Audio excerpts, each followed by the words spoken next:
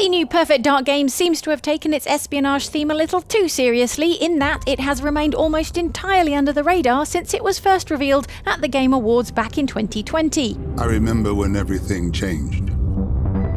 The floods, the storms, the fires, people dying in the streets. For 4 years, all we heard were reports of its troubled development and how lead developer The Initiative fell out with co-developer Certain Affinity. Ironically, it seemed to be a complete lack of affinity causing the issues. So imagine our surprise when the 2024 Xbox Showcase served up a brand new gameplay-focused trailer for a game we assumed we wouldn't be playing for another 4 years.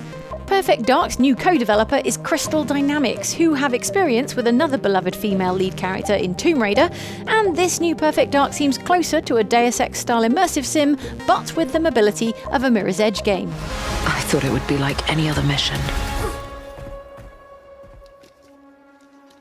I was wrong. But although the new gameplay trailer tells us a lot, it doesn't tell us the whole story. So, having consulted our own network of spies, here are the 7 things you need to know about Perfect Dark that the gameplay trailer didn't spell out for you. You might remember Daniel Carrington from the previous Perfect Dark games as your avuncular boss, head of the Carrington Institute, and a guy who is happy to answer a holo call in a full kilt. I dread to think what the holo projector is having to render underneath that thing. The biggest surprise in the new trailer is that Daniel Carrington is clearly marked as Joanna Dark's target. What's more, it's implied he's threatening to attack a research facility. Carrington appears to be targeting a research facility. If he attacks it, the casualties could be astronomical. A post published on Xbox Wire adds a bit more context. According to the article, the dev team has, quote, pulled inspiration from elements of the first 2 games, but crafted an entirely new story and universe around them for this reboot. So if you were expecting just a soft reboot that told a new story in a familiar universe, then buckle up for big changes. I mean, Carrington's not even Scottish anymore. Agent Dark, it's a pleasure to meet you.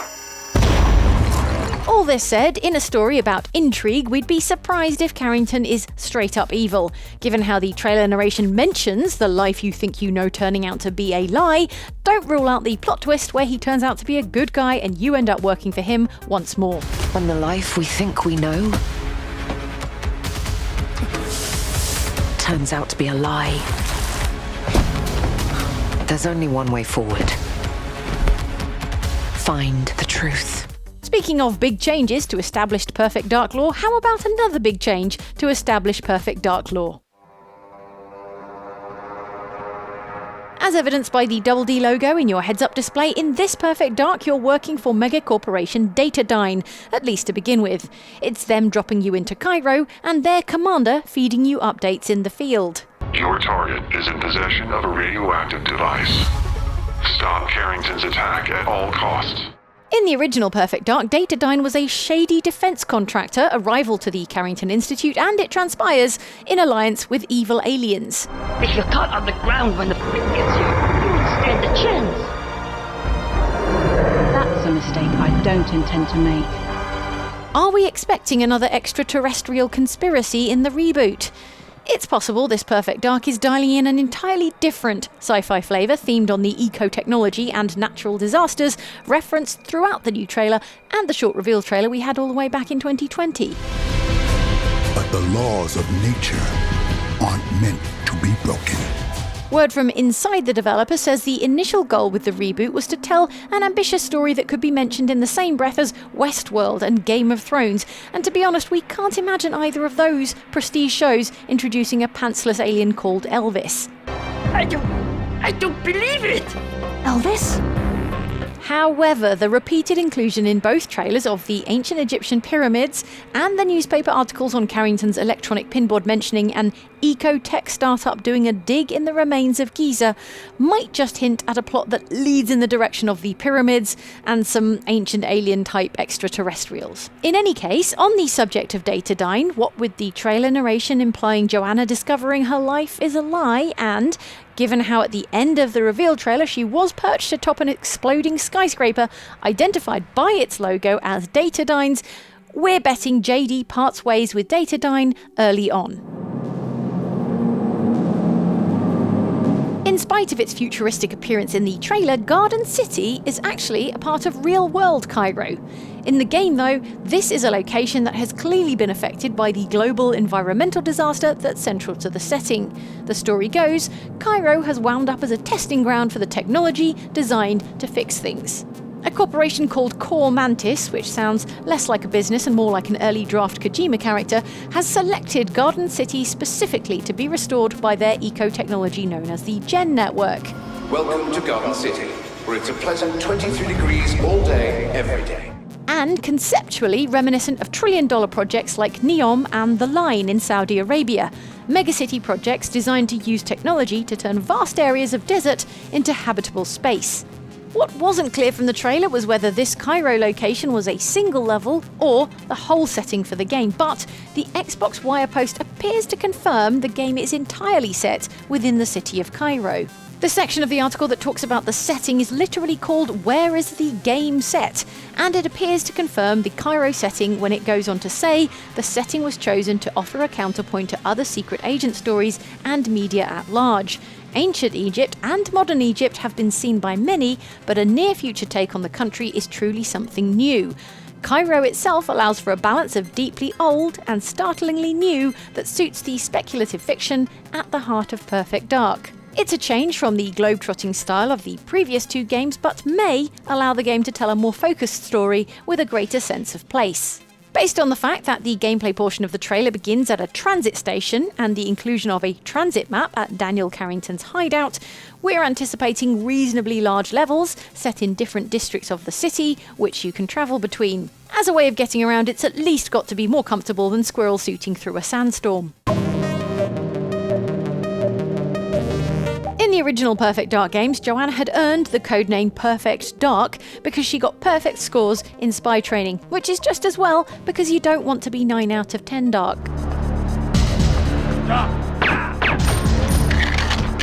In contrast to the earlier games though, this new version of Joanna Dark will purportedly be a more three-dimensional character who is rougher around the edges, making mistakes along the way. An imperfect Dark, if you will.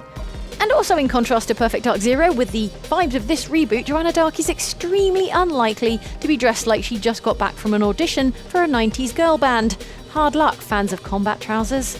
The voice of this new, still lightly posh Joanna Dark is Alex Wilton Regan, who you might remember from such games as Assassin's Creed Origins, Mass Effect 3, and Cyberpunk 2077. I have recognized your engram code, but I do not know why you are here. Joanna's likeness, meanwhile, is lifted from Hamburg-based model Elissa Bibaud, with Jo's iconic red hair and blonde streak still present, but muted, presumably so enemies don't clock her bright orange barnet from 3 blocks away.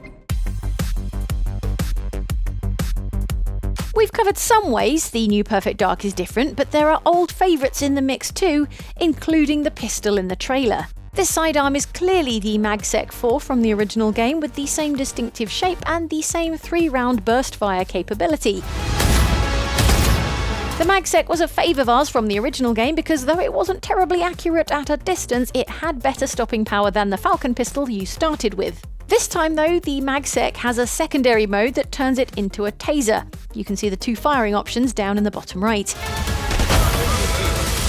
This presumably non-lethal option suggests that, a bit like in Deus Ex, you might be able to do a full no-kill pacifist run. Also check out the logo of Joe Dark's employer DataDyne on the pistol. Now, we're no experts in espionage, but feels like making your gun more identifiable is a bit of a security risk. Post-apocalyptic futures and dystopian cities are par for the course in gaming, but Perfect Dark is doing things a little differently, despite beginning with an environmental cataclysm called the Cascade. So bad news, the Cascade was a series of individual ecological disasters that rendered large portions of the world uninhabitable. Good news, following that eco-downer, massive corporations stepped up to solve the world's problems with technology. Bad news, massive tech corporations somehow aren't altruistic paragons and have agendas of their own. This shakes out as a somewhat hopeful near-future setting rather than a gritty dystopia, where we find gleaming eco-futuristic cities underpinned by corruption because massive tech corporations can't be trusted. I know, I'm as shocked as you are. Perfect Dark's voice gadget is introduced as a deepfake device for unlocking voice-activated doors, which is handy, but vocal analysis is far from its only function. You also briefly see how the tool displays details about the security guard, and apparently this profiling will be key to figuring out how to achieve your objectives. Also, apparently, you can use the gadget for general impersonation of characters as a distraction, or you might have noticed in the trio of mode icons on the lower left of the interface, the gizmo also has a manipulation mode used for, yes, manipulating people. I'm looking at the screen right now. The third mode at the bottom appears to be a dizzy or confused person, so possibly that's some kind of stun function. Perhaps we'll find out in the next trailer, which hopefully won't be another 4 years in the making. There you have it, the key details the trailer didn't tell you about what's going on in this new version of Perfect Dark. There's still no release date, but it's encouraging to see snippets of actual gameplay. Are you going to play it when it finally arrives? Let us know in the comments and subscribe to Outside Xbox for more when we have it.